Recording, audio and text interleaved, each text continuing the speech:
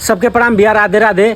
तो देखी भैया आलनी हम हंसराजपुर आज घूमे, तो कनिए कि हंसराजपुर घूमे आल तो आप लोग के एक जना से परिचय करा दें। परिचय का तो मोहताज ना हुआ, आप लोग तो जानते ही हैं। इस समय इंस्टा यूट्यूब फेसबुक पर छैले हुआ तो आप लोग के दिखाएं उ के है, आप लोग देखा तुरंत जान जाए।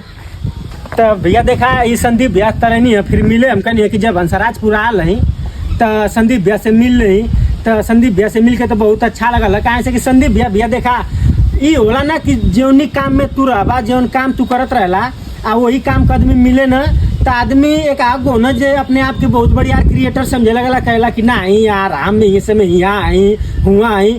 तो देखा भैया घरे ना रहना मन का ऐनी जा घरे, तब मैसेज कहीं कि नहीं तोरी घरे आ तो भैया तुरंत ही न कह तू आवत ही विराट भैया बस 10 मिनट में आवत है। तो भैया तो बहुत बढ़िया इंसान हुआ, मिल के भी खुशी मिलल है। आ पहले हूँ मिलल जा ऐसा ना कि ना मिलल जा, लेकिन घर दुआरे ना आलनी है तो आलनी हंसराजपुर तो भाई कन एक से मिली के जाए।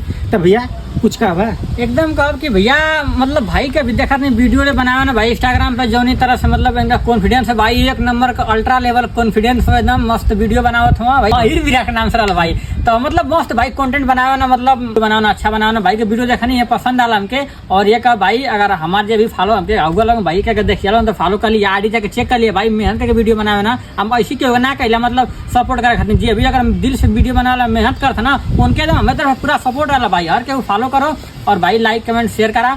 और तो भाई के भी मतलब समझ क्रिएटर सपोर्ट करा भाई।